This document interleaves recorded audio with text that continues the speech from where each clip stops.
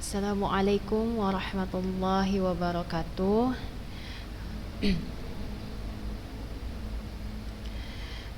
Alhamdulillahi rabbil alamin. Wassalatu wassalamu ala asrafil anbiya'i wal mursalin wa ala alihi wa sahbihi ajma'in, amma ba'd. Anak-anak ustazah yang dirahmati Allah subhanahu wa ta'ala, pertama-tama marilah kita panjatkan puji syukur kita kepada Allah subhanahu wa ta'ala, yang mana sampai hari ini, sampai detik ini kita masih Allah beri nikmat, yaitu nikmat yang paling besar, nikmat iman, nikmat Islam,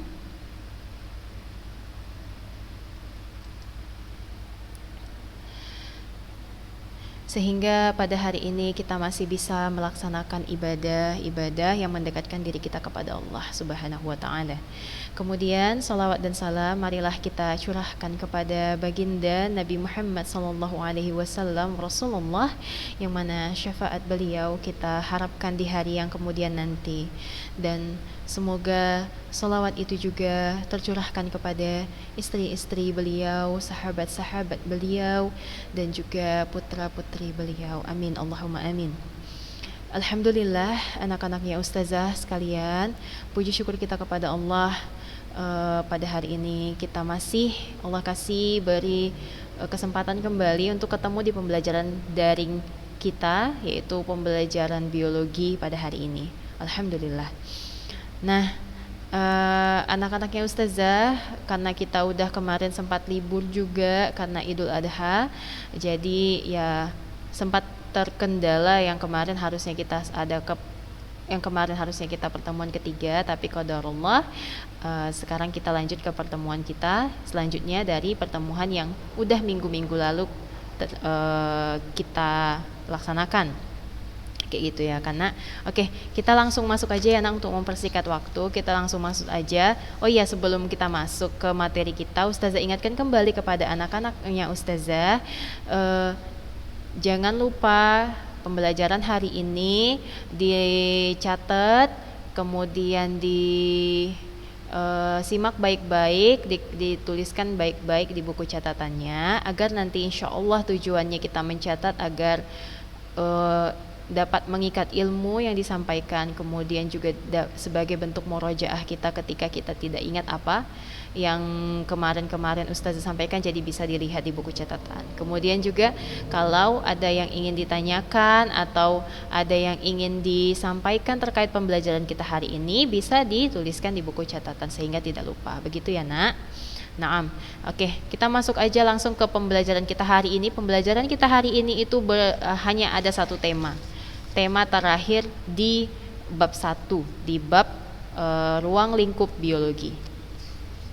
Tema terakhir kita yang paling sering banget keluar waktu UN, yang paling sering keluar waktu ujian, maksud ustazah begitu. Yang paling sering keluar waktu ujian adalah tentang metode ilmiah atau kerja ilmiah.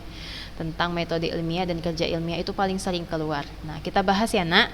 Yang pertama, tadi kan minggu lalu kalau ustazah tidak salah kita sudah membahas tentang bagaimana itu sifat-sifat biologi, apa itu biologi, objek-objek dalam ilmu biologi. Kita sudah juga bahas tentang tingkatan organisasi kehidupan dalam biologi. Kemudian kita juga sudah bahas tentang cabang-cabang ilmu biologi. Nah, sesudah kita bahas semua itu, nah kita sekarang bahas tentang kerja ilmiah atau metode ilmiah. Untuk apa? Kenapa? Apa itu metode ilmiah, Nak? Nah, metode ilmiah itu, Nak, setelah kita tahu tadi apa-apa saja itu objek biologi, apa-apa saja itu tingkatan organisasi dalam kehidupan biologi dan sebagainya, ketika ada permasalahan yang berkaitan tentang objek biologi itu, yang berkaitan dengan lingkungan kita, nah secara saintis, secara biologi itu diselesaikan permasalahannya dengan metode ilmiah, dengan kerja ilmiah. Sebagai seorang saintis, sebagai seorang yang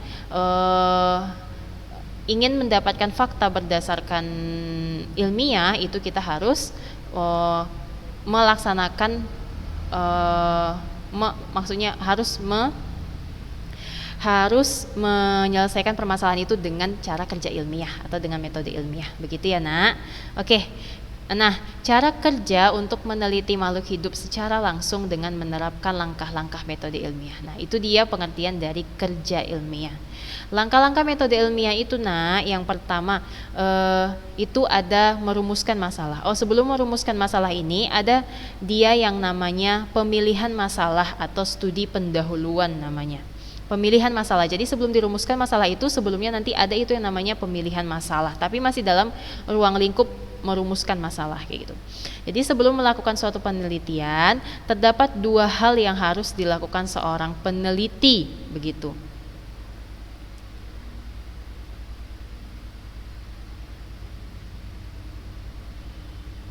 Terdapat dua hal yang harus dilakukan oleh seorang peneliti. Yang pertama yaitu mengidentifikasi masalah dan studi pendahuluan. Nah, untuk membantu menemukan suatu permasalahan ilmiah yang akan dipecahkan, Ananda semua dapat melihat penelitian yang telah dilakukan oleh peneliti-peneliti sebelumnya. Nah, Ananda semua juga dapat menganalisis tuh hasil penelitian tersebut dan menemukan permasalahan baru dari penelitian yang pernah dilakukan oleh peneliti sebelumnya, seperti itu.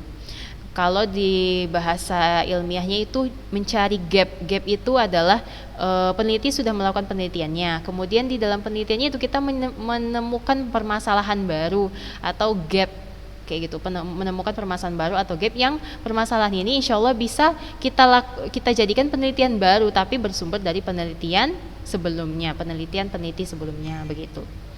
Nah, selain itu permasalahan juga dapat ditemukan melalui studi pustaka dari berbagai referensi. Maksudnya adalah ketika kita ingin melakukan penelitian, kita juga bisa melihat atau mencari-cari referensi dari buku misalnya, kemudian dari jurnal, atau kemudian dari artikel, begitu.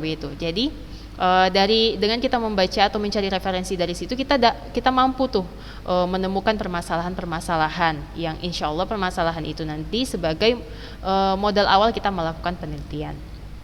Gitu. Nah, semakin banyak buku yang Ananda baca, semakin mudah menemukan permasalahan.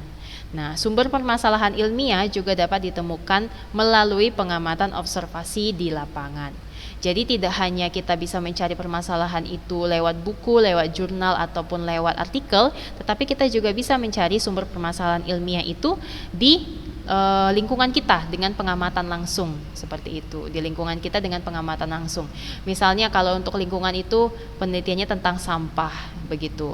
Bagaimana cara mengurangi jumlah sampah yang terdapat di Kota Medan, begitu kan? Itu permasalahan kan, kayak gitu. Jadi permasalahannya itu dia dapat dengan cara dia mengobservasi atau mengamati langsung di lingkungan sekitarnya, begitu. Itu juga bisa. Banyak cara-cara untuk menemukan permasalahan, kayak gitu. Kemudian itu langkah yang pertama sebelum merumuskan masalah. Kemudian masuk kita ke merumuskan masalah atau perumusan masalah. Perumusan masalah ini bertujuan untuk memperjelas batasan permasalahan yang akan dipecahkan. Jadi nggak kemana-mana tuh. Jadi tujuan merumuskan masalah itu adalah kita ambil masalah itu misalnya masalah sampah. Sampahnya itu juga ada bagian-bagian khususnya.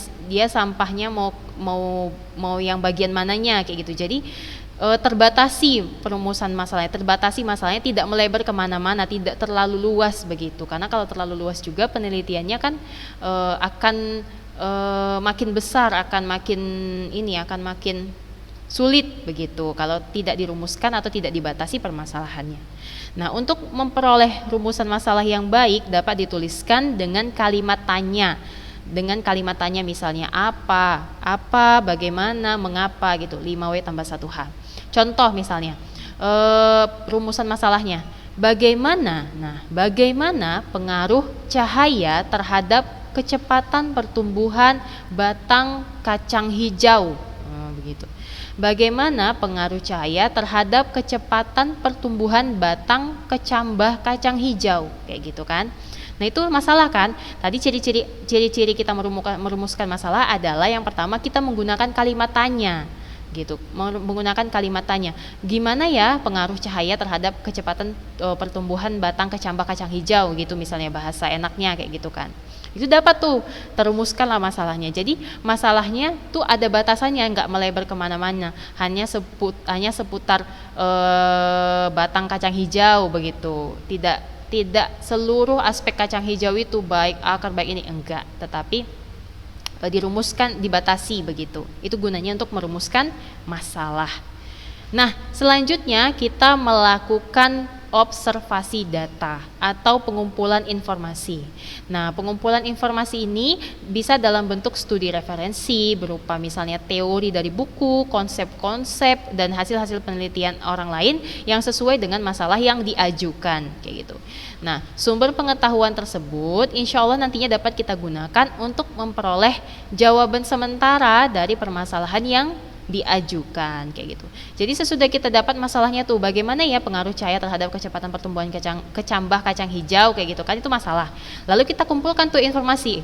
Observasi data itu adalah mengumpulkan informasi. Kita kumpulkan tuh informasi, kita cari-cari di buku, kita baca-baca kayak mana ya struktur batang kecambah kacang hijau, kayak mana ya struktur atau morfologi atau fisiologi dari kacang hijaunya sendiri, kayak mana ya cahaya, intensitas cahaya, kayak mana ya spektrum cahaya yang baik gitu-gitu.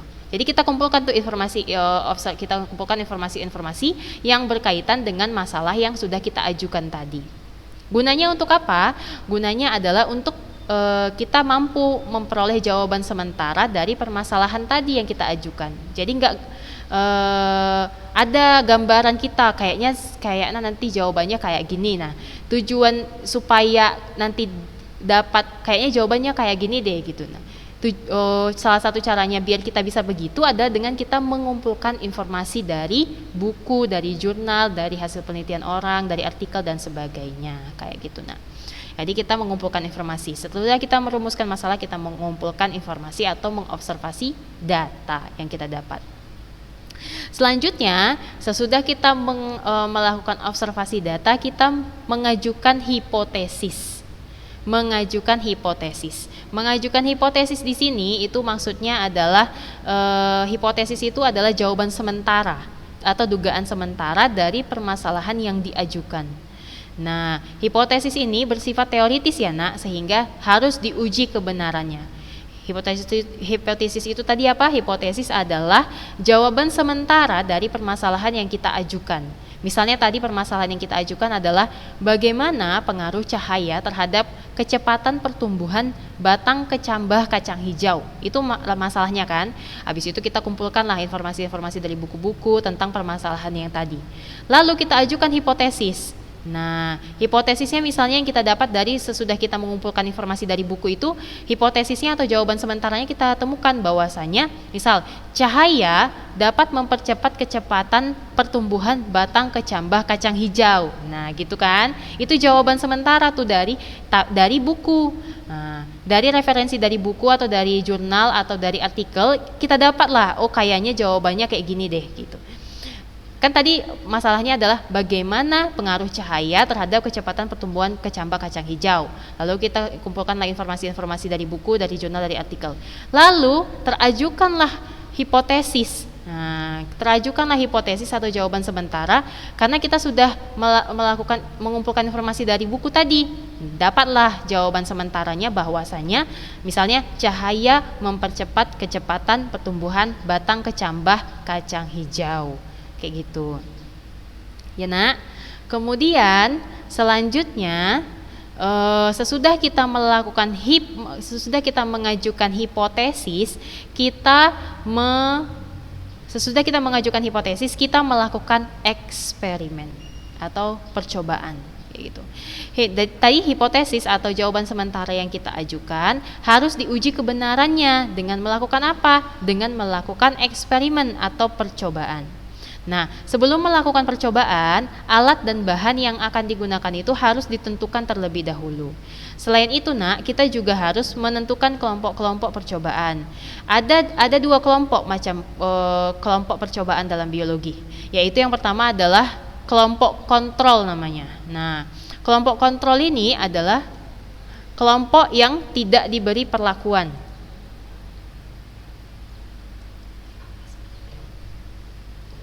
Kelompok kontrol ini adalah, kan tadi sesudah kita mengajukan hipotesis, kemudian sesudah dapat kita jawaban sementara itu, kita melakukan eksperimen. Nah, melakukan eksperimen tadi adalah untuk membuktikan jawaban sementara kita tadi, untuk membuktikan hipotesis kita tadi benar atau tidak, kayak gitu. Nah, tadi Ustazah sampaikan ada dua macam kelompok percobaan dalam biologi. Yang pertama adalah kelompok kontrol, yaitu kelompok yang tidak diberi perlakuan sama sekali, dan kedua adalah kelompok perlakuan, yaitu kelompok yang diberi perlakuan. Kelompok perlakuan ini dapat diberi satu variabel atau lebih. Apa itu variabel, Ustazah? Variabel adalah faktor-faktor yang berpengaruh, sekali lagi, faktor-faktor yang berpengaruh dalam suatu eksperimen dan memiliki nilai yang dapat diubah-ubah. Nah, beberapa variabel dalam eksperimen itu bisa kalian baca nanti di buku kita. Nah, itu ada 3 jenis variabel. Yang pertama adalah variabel bebas, kemudian variabel terikat, dan juga variabel kontrol. Variabel bebas itu apa, Ustazah? Variabel bebas itu adalah variabel yang sengaja dibuat tidak sama dalam suatu eksperimen. Misal contohnya dari permasalahan kita tadi, bagaimana pengaruh cahaya terhadap kecepatan pertumbuhan batang kecambah kacang hijau. Maka variabel bebasnya apa? Variabel bebasnya adalah intensitas cahaya dong, ya kan? Karena tadi variabel bebas adalah variabel yang sengaja dibuat tidak sama dalam suatu eksperimen, gitu. Nah, kemudian yang kedua adalah variabel terikat. Variabel terikat itu apa, Ustazah? Variabel terikat adalah variabel yang muncul karena pengaruh variabel bebas. Nah, untuk masalah kita tadi, maka variabel terikatnya adalah panjang batang kecambah kacang hijau. Jelas kan? Tadi permasalahan kita bagaimana pengaruh cahaya terhadap kecepatan pertumbuhan batang kecambah kacang hijau. Maka variabel terikatnya apa? Variabel terikatnya jelas adalah panjang batang kecambah. Karena kenapa variabel terikatnya itu? Karena variabel terikat tadi adalah variabel yang muncul setelah perlakuan variabel bebas, karena pengaruh variabel bebas, kayak gitu. Karena tadi kita ingin melakukan penelitian kan, kita ingin melakukan percobaan tentang bagaimana pengaruh cahaya terhadap kecepatan pertumbuhan batang kecambah kacang hijau, kayak gitu. Yang menjadi variabel terikatnya jelas adalah panjang batang kecambah kacang hijau, karena dia yang berpengaruh, dia yang dipengaruhi oleh variabel bebas tadi. Variabel bebas tadi adalah intensitas cahaya, begitu. Kemudian variabel yang ketiga dari percobaan itu adalah yang namanya variabel kontrol. Nah, variabel kontrol itu adalah variabel yang dibuat sama dalam suatu eksperimen. Jadi dia tidak ada bedanya. Tadi kan ada dua variabel. Tadi akan ada dua kelompok. Yang pertama kelompok kontrol tidak diberi perlakuan. Kemudian yang kedua adalah kelompok perlakuan atau kelompok yang diberi perlakuan. Nah, variabel kontrol ini adalah variabel yang dibuat sama dalam suatu eksperimen. Nah, dalam permasalahan kita, maka variabel kontrolnya adalah kualitas biji yang akan dikecambahkan. Jelas ya, karena permasalahan kita tadi adalah bagaimana pengaruh cahaya terhadap kecepatan pertumbuhan batang kecambah kacang hijau. Maka variabel kontrolnya adalah kualitas dari biji yang akan dikecambahkan. Itu harus sama antara kelompok yang tidak diberi perlakuan atau kelompok kontrol dan kelompok yang diberi perlakuan. Kayak gitu. Itu dia variabel kontrolnya. Sesudah kita melakukan eksperimen terhadap masalah kita, nah, selanjutnya tahap yang selanjutnya adalah kita menganalisis data. Data itu diperoleh dari hasil eksperimen. Sesudah kita melakukan eksperimen nanti kita tumbuhkan, kita letak biji kecambah, kita tumbuhkan biji kecambah kacang hijaunya, kita lihat pertumbuhannya, kita ukur pertumbuhannya. Nah, tahap selanjutnya adalah analisis data. Data itu diperoleh dari hasil eksperimen. Data hasil eksperimen dapat dibedakan menjadi dua jenis. Yang pertama ada namanya data kualitatif dan data kuantitatif. Data kuantitatif itu harus diolah dalam bentuk tabel, grafik, atau diagram sehingga mudah dipahami oleh orang yang membaca penelitian kamu nanti. Nah, selanjutnya hasil olahan data itu akan dibandingkan dengan teori, fakta, dan konsep-konsep yang terdapat dalam studi referensi dalam buku, kayak gitu. Sesudah kita menganalisis data, kita mengajukan kesimpulan. Nah, pengambilan kesimpulan harus mengacu pada hasil eksperimen, tidak boleh dibuat-buat. Ada dua kemungkinan dalam pengambilan kesimpulan. Yang pertama, kemungkinan hipotesis tadi apa? Jawaban sementara. Kemungkinan hipotesis diterima atau kemungkinan hipotesis ditolak. Ada dua kan kesimpulannya, hipotesis diterima atau hipotesis ditolak. Apabila kesimpulan dari hasil eksperimen kamu sama dengan hipotesis di awal, sama dengan jawaban sementara di awal sebelum kita melakukan eksperimen itu, maka hipotesis diterima. Sebaliknya, jika kesimpulan dari hasil eksperimen yang sudah kamu lakukan tuh tidak sesuai dengan hipotesis yang di awal kamu ajukan sebelum melakukan eksperimen, maka berarti hipotesis kamu ditolak. Begitu. Paham ya, Nak? Jadi memang metode ilmiah ini benar-benar tahap-tahapnya benar-benar memperhatikan segala sesuatunya itu secara ilmiah, secara berdasarkan referensi, secara fakta, secara real gitu, tidak ada yang dibuat-buat. Jadi ketika ada kayak kesalahan atau gagal melakukan eksperimen, nanti dibuat di kesimpulan atau dibuat di analisis data. Kenapa bisa gagal penelitiannya? Kenapa bisa gagal menumbuhkan biji kacang hijaunya? Kenapa biji kacang hijaunya bisa mati? Nah, itu nanti dibuat di analisis data, kemudian disimpulkan bahwasanya terjadi human error, misalnya seperti itu, terjadi kesalahan dalam peneliti, misalnya seperti itu. Gitu ya, Nak. Itu tentang kerja ilmiah. Nah,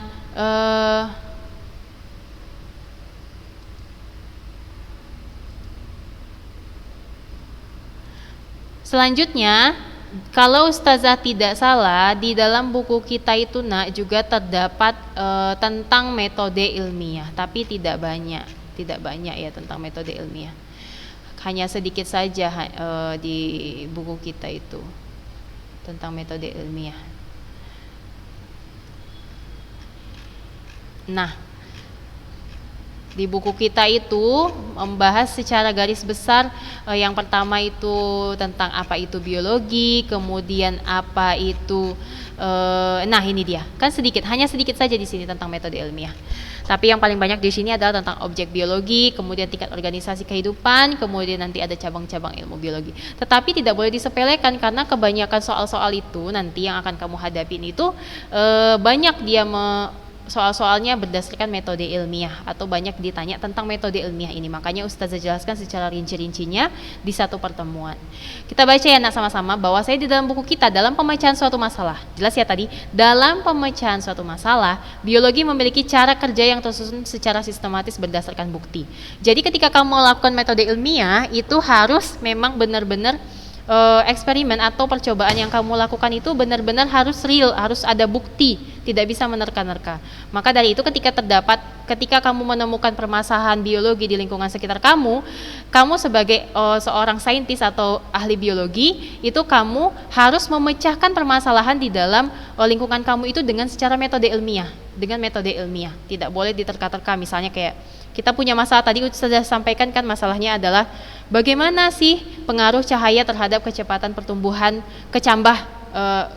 terhadap pertumbuhan batang kecambah kacang hijau, misalnya seperti itu. Terus kamu terka-terka, kayaknya itu kayak gini deh Ustazah, kayaknya itu kayak gini ya Ustazah. Tidak bisa seperti itu. Ketika sudah dapat permasalahan biologi yang menyangkut objek biologi, kamu memecahkan permasalahannya dengan metode ilmiah. Karena kamu seorang saintis, seorang ahli biologi seperti itu. Jadi kamu memecahkannya dengan metode ilmiah. Tujuannya untuk apa dengan metode ilmiah pemecahannya? Tujuannya adalah supaya didapatkan bukti yang real atau didapatkan bukti yang nyata dari hasil penelitian yang sudah kamu lakukan, seperti itu. Bahwasanya misalnya jawabannya adalah kesimpulannya adalah bahwasanya cahaya itu pengaruhnya adalah dengan dia itu mempercepat kecepatan pertumbuhan batang kacang hijau gitu, misalnya kesimpulan yang kamu dapat. Nah, jadi ketika kamu sampaikan kesimpulan kamu tadi, ketika ditanya kenapa kesimpulannya begitu, kamu bisa jawab. Jawaban yang kamu berikan kepada penanya itu adalah dengan metode ilmiah yang sudah kamu lakukan. Saya sudah melakukan eksperimen, saya sudah melakukan percobaan bahwasanya begini dan begini gitu. Sehingga saya simpulkanlah bahwasanya cahaya mempercepat pertumbuhan batang kecambah kacang hijau, begitu. Nah, kita baca lagi. Di dalam metode ilmiah, segala permasalahan dipecahkan secara sistematis. Sistematis maksudnya berurutan. Dari menemukan masalah, merumuskan masalah, menentukan dugaan sementara atau hipotesis, ya. Kemudian melakukan penelitian atau percobaan, kemudian hasil penelitian, kemudian menarik kesimpulan. Nah, para ilmuwan biologi menggunakan metode ilmiah untuk melakukan observasi suatu hipotesis atau dugaan sementara dalam usahanya menjelaskan suatu fenomena alam berdasarkan bukti di lapangan. Nah, jadi tidak menerka-nerka, misalnya ada fenomena alam, kenapa ada ditemukan kata yang dapat bersinar terang, misalnya dia bersinar terang dia bersinar terang beda dari kata-kata sebelumnya, Ustazah, begitu. Apa yang mempengaruhi kata itu punya kulit yang sangat bersinar terang? Kalau di dalam biologi namanya bioluminescence, kayak gitu. Kenapa bisa begitu? Nah, itu ada jawabannya secara metode ilmiah, kayak gitu. Ada penelitiannya, kenapa bisa seperti itu, kayak gitu. Apa yang mempengaruhi bisa seperti itu, kayak gitu. Itu ada jawabannya dan diselesaikan atau didapatkan jawabannya dengan metode ilmiah. Begitu ya, Nak? Kemudian Ustazah ingin sampaikan kepada Ananda sekalian, untuk metode ilmiah ini insya Allah kita ada kuis ya, Nak. Kuisnya itu Ustazah awalnya Ustazah mau ketik, tapi karena kepanjangan dan takut Ananda semua tidak mengerti tentang kuis hari ini. Kuis hari ini jelas seputar metode ilmiah atau seputar kerja ilmiah ya. Kuisnya adalah Ustazah harapkan Ananda semua catat aja di buku, Ustazah sampaikan, Ustazah bacakan dari sini, karena kalau ditulis takutnya nanti Ustazah akan kirimkan foto kuisnya kalau misalnya ada tidak sempat mencatat, tetapi Ustazah sambil jelaskan saja begitu, tidak Ustazah tampilkan di PPT ya. Nah, kuis hari ini adalah yang pertama, soalnya cuma satu, yaitu soalnya adalah Andi melakukan penelitian mengenai pengaruh pemberian tepung keong mas terhadap kualitas telur itik. Dalam penelitian tersebut, Andi menggunakan itik yang berumur 1 tahun dengan berat badan 2 kg. Lalu membuat 4 kelompok perlakuan sebagai berikut. Yang pertama, kelompok A sama dengan atau diberi sama dengan ransum pokok tanpa campuran tepung keong mas. Yang kedua, kelompok B sama dengan 90% ransum pokok ditambah 10% tepung keong mas. Kelompok ketiga adalah kelompok C, yaitu sama dengan 80% ransum pokok ditambah 20% tepung keong mas. Kelompok 4 yaitu kelompok D. Kelompok D sama dengan 70% ransum pokok ditambah 30% tepung keong mas. Kelompok terakhir, kelompok 5 atau kelompok E, yaitu sama dengan 60% ransum pokok ditambah 40% tepung keong mas. Nah, ransum pokok untuk itik merupakan campuran pakan yang terdiri atas jagung kuning, bekatul, tepung ikan, bungkil kedelai, dan minyak nabati. Pemberian tepung keong mas tersebut dilakukan selama 4 minggu. Variabel-variabel yang diamati selama penelitian antara lain adalah berat telur, berat kuning telur, berat putih telur, warna kuning telur, dan berat cangkang telur. Soalnya adalah yang pertama, A. Tuliskan variabel-variabel penelitian si Andi tersebut. Yang B, tuliskan perumusan masalah dan hipotesisnya dari penelitian si Andi tadi. Jelas ya, Nak? Jelas ya? Udah Ustaz sampaikan tadi penelitian si Andi, bagaimana dia meneliti mengenai pengaruh pemberian tepung keong mas terhadap kualitas telur itik. Jadi ada 2 pertanyaan dari penelitiannya tadi, dijawab dengan baik, dijawab dengan sebaik-baiknya berdasarkan langkah-langkah metode ilmiah yang sudah Ustazah jelaskan. Insya Allah dengan kamu mengikuti, memahami tentang langkah-langkah metode ilmiah, kamu dapat itu mengetahui jawaban dari pertanyaan-pertanyaan seputar penelitian si Andi tadi. Nah, nak, mungkin itu saja pertemuan kita hari ini. Ustazah akhiri kita akhiri pertemuan kita ini. Oh, ingatkan Ustazah ya nak, kalau nanti kita akan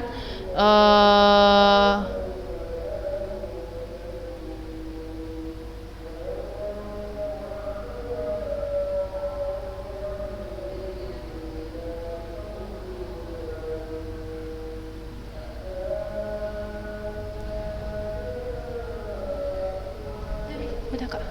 Jumpai si kilauan dari bawah. Oh iya kak, udah. Belum di stop ya? Udah, belum ada stop.